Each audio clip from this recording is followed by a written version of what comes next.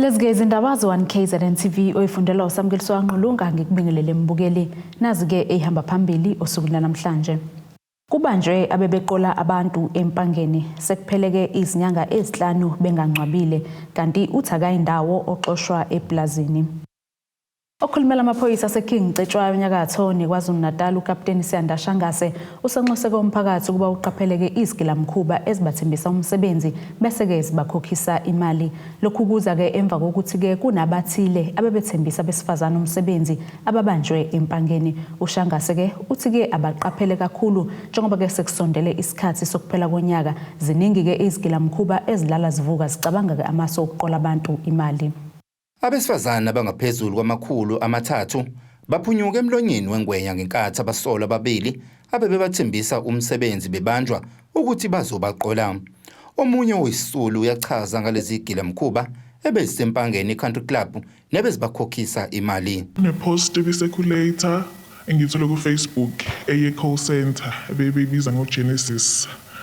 Ibi viral ngalendlela ukuthi besiba u700 kwi-group yakwa-WhatsApp bisi-creatiwe okuyijoyina. In order for you ukuthi ukwazi ukudrop out i-CV bekumele utexe leyo number and then bekufake kwi-group yakwa-WhatsApp lapho ke bazokunikeza i-venue ukuthi uzofika uzodrop out and then kwaba ne-influx yabantu babona ukuthi sekumele be-decrease because i-venue bekuyigekho in e-Richards Bay. Then base bebona ukuthi khona nabantu basempangeni okungcono benciphise base bethi ke abanye sebezoya empangeni e-country club izolo ngomhla ka-12. Next week bebezoya e-Richards Bay egekho in. Into eyenzeka izolo ke laba bantu sithola ukuthi ama-scammers bebengekho legit because bebe-request ukuthi sikhiphe o-R30 when you dropping i-CV bebefuna u-R30 bethi bafuna ukufaka kwi-system yabo. Whereas bebengakushongo lokho bebethe bona you need to scan izinto zakho but if uzofika nazo zisefonini then uzoyiprinta ngo-R30. Then mase sifika khona abakhokhile lo R30 baphuma basho ukuthi no guys isingathi scam this because sebe request ukuthi sikhokhe imali. And then saqala saphenika sonke besibaningi I think around 300 aba-youth ebikhona laphaya. Then saqala ke saphenika and then some of us safonela abaseshi esempangeni bafika ke baba interview la abantu bese nje kune-chaos around the place kufika namaphoyisa ke babanjwa ke labo bantu but nje next week bebezoza la e-Richards Bay egekho in bezo-scam nabanye abantu. So we must be aware ukuthi khona izinto ekanje sibaningi sifuna imisebenzi si-youth and we're so desperate so much ukuthi size senze ngisho singaboni ngisho ama-scammers. Ngeviki elizayo bekulindele ukuthi labasolwa bakhasele edolobheni i-Richards Bay bazokwenza okufanayo. Okhulumela amaphoyisa aseKingcwetshwayo uSiyanda Shangase usiqinisekisile lesigameko waveza ukuthi ngenxa yokuthi akekho ofune ukubhala istatimende kulabo abaqoliwe abasolwa badedeliwe kodwa kwathathwa izinsiza zabo abebesisebenzisa. Abasolwa ababili aboshiwe amaphoyisa asempangeni izolo bebesolakala ngokuqola abantu bebathembisa umsebenzi abantu kuthiwa bakhokhe imali ethile ukuze umuntu akwazi ukuthola umsebenzi. Laba lisa ababili laba baboshiwe baphinde badedelwa izolo ngesizathu sokuthi abantu bebeyade beqolwa banqabile ukufaka i-statement bese bededelwa kanjalo ke kodwa ke izinto zokusebenza zabo labasolwa ababili zithathiwe amaphoyisa okubalwa kuzo i-printer ne-laptop.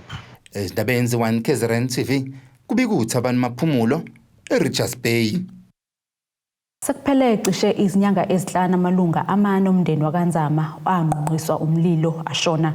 Kuzokhumbuleka ukuthi ke ngaphambilini kulonyaka iziko lezindaba labika ngalesi sigameko sokuqubuka komlilo okwashona kusoko abantu abayisikhombisa ngesikhathi ke kunomsebenzi emndenini wakaMthembu kaNhlalwane ogwini seningizimu nesifundazwe KwaZulu-Natal.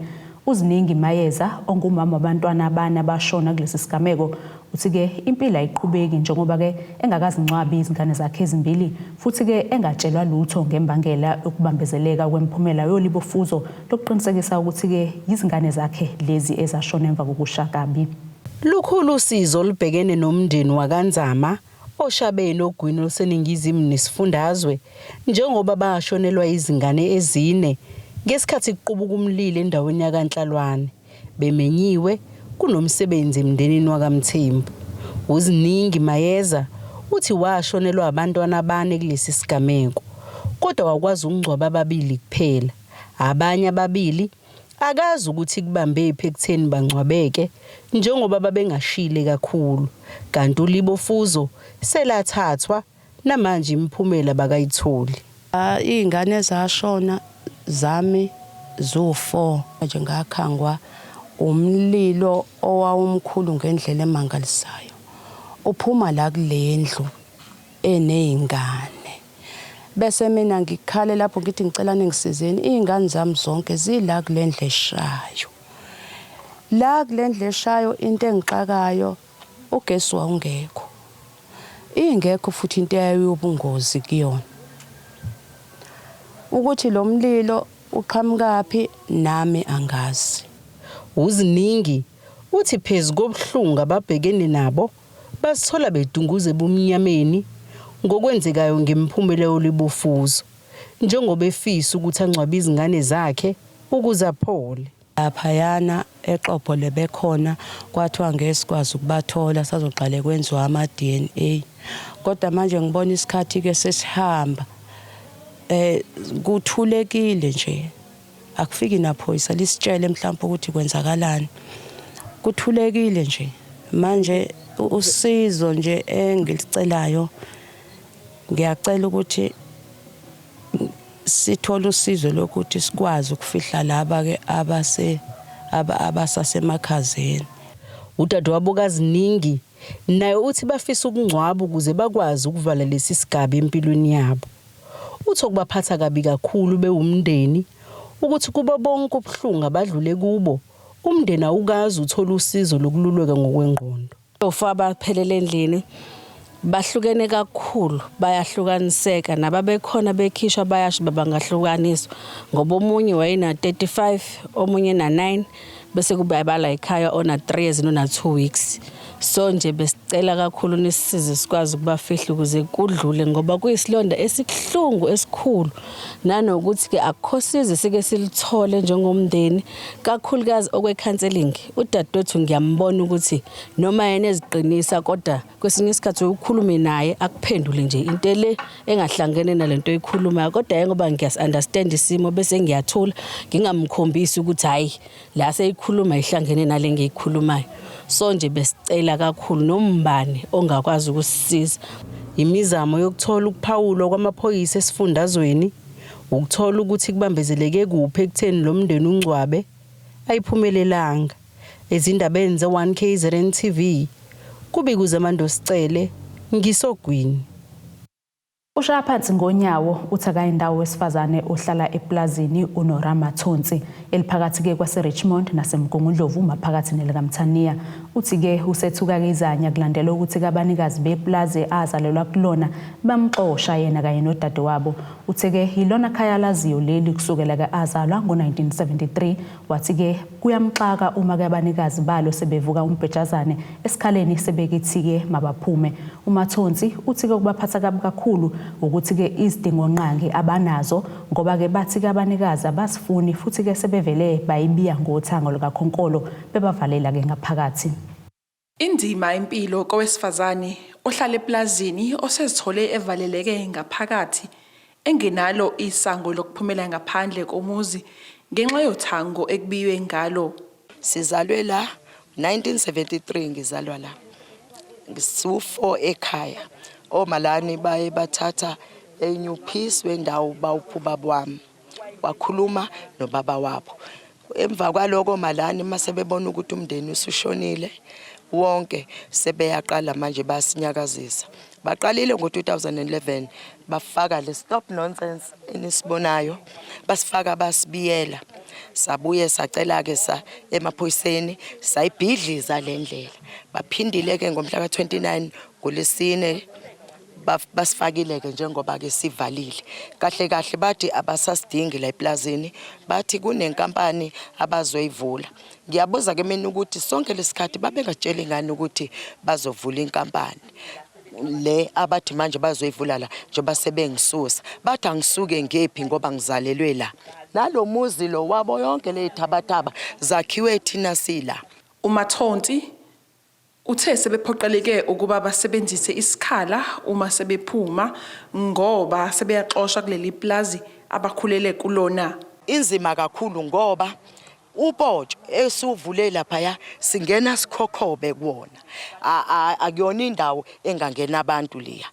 Kwesibili makuthiwa la kukhona ogulayo la kulabo dadewethu noma kukhona isimo esiphuthumayo esingadingi ambulance noma singenelwa yigebengu kufuna liveni into enjalo. Bongena nini la kuvaleleke kanje. Thina ke makukuthi mhlambe kuyasha la umuzi zongena phi icishamlilo njengoba sivalelwe kanje. Kona lento mina ingihlukumeza kakhulu nje angifuni uqamba amanga futhi ngiyabonga ngokufika kwenu nomhlaba uyibone lento ukuthi futhi akulona nendi iSulman impela la thathandaza agqoka ingubo ezimhlophe. Bathi abawufuna ugesi la. Bathi abafuna amanzi. Kumanjena silayita ikhandlela amanzi swalanda kude kabi ngebhala ngoba la bathe abafuna lutho kodwa bathu babama kamuvele la kule place mina ka ngiyindawo ngofela khona la. Inhlangano esebenza ngemhlaba yezindawo zasemakhaya iAfra ithe kubhlungu ukubona isimo lomndeni ophila ngaphansi kwaso. Khambile sigijima la njengoAfra kusukela ngo2016 beloke befika bezobinga inkinga ngayinye kwesinye isikhathi ukuthi abakwazi ukulungisa izindlu mezwile kwesinye isikhathi ukuthi bavalelwa bakwazi ukuphuma njengamanje njengoba silana nje futhi sephinde umnikazi wendawo wasebenzisa amandla akhe ngokungafanele wabiya engazuthi ubiyela yilwane manje basakwazi ukunyakaza bakaMathonsi mekufime bedinga iambulance ingangena phi nje iambulance bekubiwe ngokukhongolo kanjena so ilokho kokuphinde bakugijima futhi kulamasonto adlule beze office lethu saphinde futhi sathinta umnyango wezomhlaba saphinde sathinta nabanye abathintekayo ukuthi basilekelele ukuthi sizokwazi ukuthi sikhulume le ndaba eze nomnikazi wendawo azobika ukuthi yini leba ukuthi enze kanje. Kubhlungu kakhulu ke kuthina ngoba siyazi ukuthi ezweni kunemithetho kusuka kumthetho sisekelo wezwe kuya kwimithetho efana no Labor Tenants Act no Esther. Abantu bavikelekile fanele bakwazi ukuhlala ngokukhululeka bakwazi ukunyakaza abaphila impilo ezinesithunzi. Lolu daba lizongena enkantolo kanti umnikazi weplazi akatholakalanga ukuphawula. Ezindabeni ze1KZNTV nguAyanda Dube bika ngisemgungundlovu. Asike sithishelele edolo sobuya siqhubeke nazo indaba zethu.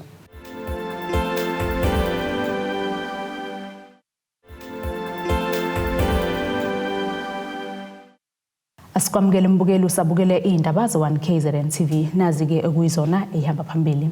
Kubanjwe Abebeqola abantu Empangeni sekupheleke izinyanga ezinhlanu bengangcwabile kanti uthaka indawo oxoshwa eplazini. Ngemuva kwempikisho yahlukene yomphakathi wasebangebizo emthwalume ku20 ukhala ngokukabnawo ugesi izinyanga ezintathu imeya kamasipala uMzumbe uBonganyuswa uthi ke sezikhona izihlela banazo mayelana nokubuyisela lo mphakathi ugesi. Ekhuluma ke neziko lezindaba umeya uthi ke babe nezingxoxo noEskom bafinyelela ke kwisivumelwano kuzokhumbuleka ukuthi ke sike sabika ngalo lo mphakathi obukhala ke ngokushawa indiva umasipala uMzumbe njengoba kubufuna ungenelele kudaba lwabo longabnawo ugesi. Ngemuva kokwesela ugesi izinyanga ezintathu kumphakathi wasebangibizo emthwalume ogunutheni ngizimi nesifundazwe kwaZulu Natal umphakathi ukhala ngokushawa indiva umasipala uMzumbe. Imeya lo masipala uBonganyuswa uthi babe nezingxoxo noEskom ukuze kutholakala isixazululo kulolu daba lwagesi kule ndawo. Ekhuluma neziko lezindaba umeya uthi ngemuva kokuxoxisana noEskom baphinde baxoxisana nomphakathi wakhona kuWard 20. Xoxa noEskom sasifinyelela kwiphumo ezibaluleke kakhulu ezithi uEskom ufikile wenza iassessment yakhipha ireport ukuthi kwimizi exhume lapha ewu47 ewu15 ixhume ngokwehlelo kaEskom yaxhuma kahle kwase kuthi ewu23 banenkinga yokuthi abantu abaxhume ngokungemthetho kwase kuthi kule ewu23 kukhona eminye imizi ewu9 abatheke bathenga ugesi ongaphansi kwesabelo abasisebenzisayo okusho ukuthi ilaba abaye bathi ngokulimi la kaEskom baye bafaka ipeletu benza ukuthi ugesi wabo uqhubeke usebenze ngaphandle kwemvume kaEskom. So sicela ukuthi ke siqale lapho sithi imizamo ke siyenzile kube nohlelo weScom aqhamuka nalo lokuthi uzokwenza ama-infills lapha kuleya area. Ama-infills mewenza weScom uzofakela labantu abangena ugesi bese wenza umzamo ukuthi i-transformer le kade iqhumile igcine ikwazi ukuthi ilungiseke. Kuzokhumbuleka ukuthi ezinye zezinto umphakathi wakule ndawo okhala ngazo ukuthi awunayo imali yokukhokha imali engango-6,000 efuna uEscom. Umeya ubese veza ukuthi balikhulumile udaba lwale mali nomphakathi bavumelana ngokuthi umphakathi uzozikhokhela le mali. As much as kunamaphutha enzekile iphutha belibona noEscom ulenzile iphutha kodwa futhi bayaqonda ukuthi njoba siuhulumeni asikwazi ukuthatha imali kaHulumeni siyokhokhela bona amacala abawenzile ngoba kuyicala abalenze noEscom. uEscom wabe sokuthi unohlelo ozongena kulona lokuthi bakhokhe u50% walo 6,000 bese ke esala la bazoyikhokha kancane esithemba ukuthi hayi bazolungisa lolu daba. Siyaqonda ukuthi abanamali amathuba emisebenzi awekho ngoba besivezela konke lokho. Siyaqonda futhi ukuthi kunama households la kunemizi eneyingane kuphela engayikho abantu abadala eminye imizi kunogogo. Ikona kuma negotiations ethu saze safinyelela ekutheni okungenani kulabantu abawu23 sicela ukuthi okungenani abawu11 bona mebeke bakwazi ukukhokha le mali bese biyayiqhuma bakaEscom transform. Uphethe ngokuthi axwayisa umphakathi ukuthi uyeke ukuzixhumela ugesi ngokungemthetho. Ngiyacela ukuthi abantu bakithi abangaxhumi ngokungemthetho kuwona ama-transformers. Nayo le abazoyifaka uma sebeyifaka bazozama ukuthi akube enkudlwana. Ezindabeni ze1KZNTV kubikuza Amando Sicele ngisemthwalume. Inhlangano esebenzela umphakathi ngabheke inzuzo isiyathuthuka welfare organization ihambele kumphakathi wasenzala abantu kwaMbonambe enyakatho nelikamthaniya ngenhloso yokuqwashisa bephinde beluleke ngamalungelo kulabo abayizisulu zobugebengu obunhlobonhlobo. Ilungu lomphakathi wakule ndawo kumbongeni imithetho ekhuluma neziko lezindaba kuqhubeka lomhlangano uthi ke lokhu kuza ngesikhathi esihle lapho komphakathi wakule ndawo ubhekene nenkinga obugebengu ukubanjwa kwenkunzi ukubulawa kwabantu isidakamizwa nokunye ke osekudlangile kule ndawo. Obuphume ngokuningi ba umphakathi wasenzala abantu kwaMbonambe enyakatho nelikamthaniya emhlanganweni obuhlanganisa obuholi bomphakathi amaphoyisa SAPS yilabo bokuhlunyelisa kwezimilo osonhlala kahle kwanawo komphakathi uqobo. Kulomhlangano ke bekudingidwa ngezinkinga zobugebengu obhekene nalendawo kuhlanganisa ke ukubanjwa kwenkunzi nokunye. Khona abantu uma kade sebeboshiwe ngenxa yobugebengu abakade bebenzile ukuthi mayisephumile ejele kwesinye isikhathi umphakathi awumamukeli. Manje ke kuba nama programs enziwayo ukuthi umphakathi ubamukele mase bebuyile ngoba uma ungababumukeli bazophindela ebugebengweni. Kanti uma umphakathi ubamukela kulungise lawo maphutha enzekile impilo iyaqhubeka. Umphakathi obuyingxenye lomhlangano ukuthokozeleke lokhu ngoba ke uthi ubhekene nenkinga enkulu obugebengu obuhlangile kule ndawo futhi ke lokhu kuzobalekelela bekwazi ukulwa nakho. Lesinenkinga ngayo lapha ngobugebengu sekunabantu nje engithi ababe bathathu asebeshonile kuleli sonto bebulawa umphakathi. Sinenkinga yedakamizwa, sinenkinga yamathavel, sinenkinga yabantu abadayisela ingane ihunga. Sinenkinga yokubanjwa kakhulu kwabantu besifazane bagwazwe badlwengulwe kungena emzini yabo kuthathwa into zabo. Nalokho kuntshontshwa kweimoto ke nakho kukhona kodwa lokho kusuke kugebengu obuhleliwe ngokusuke ngabantu abaqhamuka ngaphandle kwemingcele. Khulelela mhlawumbe indawo zokudlala izona ebekade ziningi kodwa mama uzoqaphela amathaveni wona amaningi kakhulu. Ukhanguzo kuthiwa kuyatoyizwa kwaMbonambe kuvaliwe nemathwathi awukwazi uzo kodwa kuthiwa kushisa ngisho tavern. Kodwa isosi yabo bonke ububi ilizo ndawo ikuzona eseziningi kakhulu okunye mhlambe ubupha ikhona kuye kuba nomthelelo ekutheni kwaMbonambe impilo yonakala ngoba lezo ndawo engiyibala kho lezo kuthiwa idayisa nje mhlawumbe utshala 24 hours akusizo ayiphethwe abantu bala kwanzala abantu iphethwe abantu bangaphandle nayo nje la isala khona awukwazi nokuthi noma kwenzeka isigigaba lapha uthi yo complain khona uzo complain kuba ngoba umuntu operator lo ndawo mhlawumbe uyihlalela le eThekwini nayo nje into embe endaweni yethu kakhulu kodwa ke hayi idakamizwa mngane kama hayi imoshe kakhulu impilo eyiqede.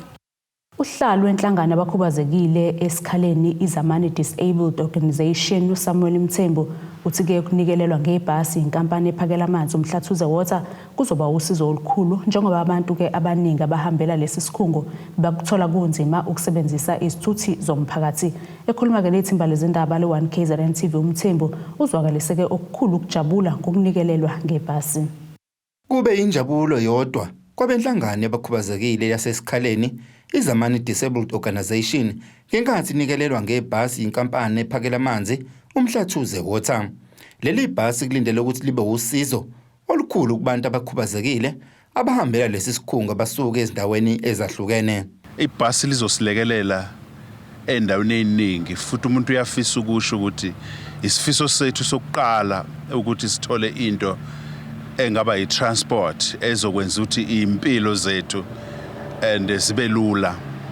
Lapha eZamani kukhona isikole abanye babo basuka eDumsani Makhaya eMhlathuze bagibela siyakuqonda ke kahle ukuthi kukhona nemoto zomalume. Le nkampani ithi lokhu ikwenze ngaphansi kohlelo lwayo lokubuyisela emphakathini ikakhulukazi kwizinhlangano ezingenzi inzuzo. Leli bhasi lesesimeni sokuba semgwaqweni kanti futhi lilayisha abagibeli abangamashumi amathathu. We normally approach ama-CSI programs and projects ukuthi we go out and look for organizations we can assist, obviously organizations that are adding value to our society. And we are very happy today to be finally handing over this bus to Izamani. We believe ukuthi izoba nosizo olukhulu kwi-organization as a whole. And we do encourage nabanye ngaphandle ukuthi when they do have the needs ukuthi singabasiza ngakhona to come forward sibone ukuthi yini singabasiza ngayo uMhlathuze Water. Ziningi izinhlangano ezingenzi inzuzo esezisizakele ngaphansi kwalolu hlelo lwalenkampani lokubuyisela emphakathini. Ezindabeni ze1KZNTV kubikuthi abantu maphumulo eRichards Bay. Owesilisa wasemzingazi kuWard 14 ngaphansi kukaMasipala uMfolozi ucela impilo mathe uthi-ke ucela uxhaso lokwakhelwa umuzi wakubo kunoma ubani-ke ongaba namandla okwelula isandla. Lo mndeni-ke umuzi wakubo washa wangqonqa ngenyanga-ke kuNhlaba kulonyaka. Umathe-ke uthe ufisa ukuthola-ke usizo lophahla njengoba izindlu ahlala kuzo nomfowabo zingekho kwesimeni esigculisayo. Owesilisa wasemzingazi uthi-ke inzima impilo abayiphilayo njengoba isimo abaphila ngaphansi kwaso selokhu-ke kwabashelwa yindlu nayo yonke into yayiphakathi. Laba-ke bathi abazi ukuthi bazothathani behlanganise nani njengoba bengasebenzi futhi-ke bashiwa ngabazali. Njengoba silana nje usizo engacela kakhulu njengoba salinyalelwa yindlu nje mhlambe mangaba khona usizo esingaba nalo ukuthola usizo noma ngabe kuphi la singathola khona usizo njengoba kukhona nje la ekhaya ke khona nomuntu osebenzayo ke isalimalela kakhulu yindlu eyayiki nayo yonke into phakathi so ukusha kwayo kwasilimaza kakhulu ngoba asana ukuthi imbangela yokusha kwaba yini kodwa nje siyabona sabona indlu sivutha nje kwasho ukuthi ayisacisheki ke ayikho into esasingabe science yasha nje yaze yaphela siyibuka la ekhaya sibabili asingabafana soyi2 ukuze sizame mhlambe ukuya ngasethunjini siye sithola usizo lapho nalapho mhlambe besibambe lawo umuntu ofanele simsize siyasiza lapho ndeni sithola amasentana amancane then sikwazi ukuphila nasesontweni ke ayilukhona kakhulu usizo besizame ke mhlambe ngokudla kanje. Uqhuba uthi-ke yizeke noma bezamile ukukhuluma nekhansela kodwa kabakalitholi usizo. Bacela noma ubanike ongaba nosizo abakelelekelele bakwazi ukuthi bathole uphahla phezu kwekhanda labo. Sila emzingazi kuWard 14 njengoba sila kuWard 14 sengizamile nasemakhanseleni ngakaboni lutho olenzakalayo. Umasipala engiphansi kwawo uMfolozi cela ukuthi nakhona ngabe ikhulu zakhona mangaba nalo usizo sisize kakhulu mhlambe nje ukuthi besakhela uphahla lokho singakuthokozela kakhulu masingathola indlu nje besakhela indlu nje singakuthokozela kakhulu lokho. Asiphinde sithishelele ezitolo sizobuya futhi siqhubeke nazo indaba zethu.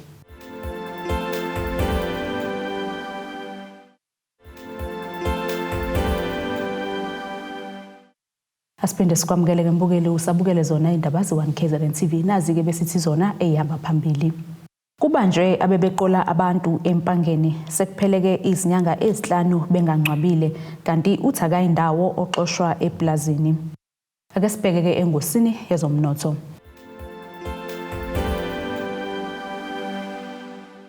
Irandi lakuleli lu-18.17 maqhathaniswa nedola laseMelika libo 20.47 maqhathaniswa nopondo waseBritain libo 17.74 maqhathaniswa ne-euro lase-Europe igolide lona libo $1,665.37 ounce kutholwe ngahluzwe wona bo $94.57 umphongolo. Ake sibheke engosini yezemidlalo.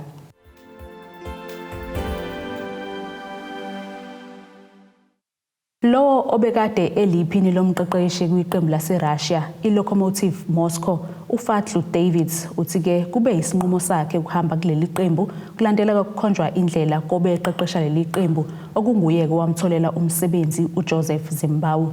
uDavids uthi ke nguye otshele abaphathi baleli qembu ukuthi ke ucela ukubuyela eNingizimu Afrika ngoba vele kwalomuntu obemlandile usekhonjwe indlela kuleli qembu. Emavikini adlulileyo kube nenhlokomo kubantu bakuleli ngenkathi ke kuvela ukuthi uDavids uyokuba ke ilisekela likaZimbawu waseJalimane kuleli qembu elidlala kwiligi enkulu yaseRussia. Laba bobabili ke bake basebenza ndawonye kwiOrlando Pirates ngo2019 kuya ku2021. Nasike isimo sezulu esingalendeleka.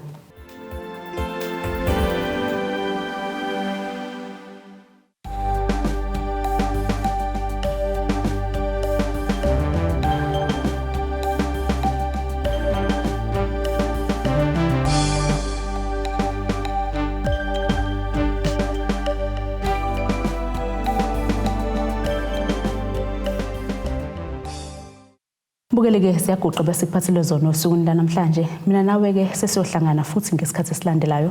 Nisale kahle emakhaya.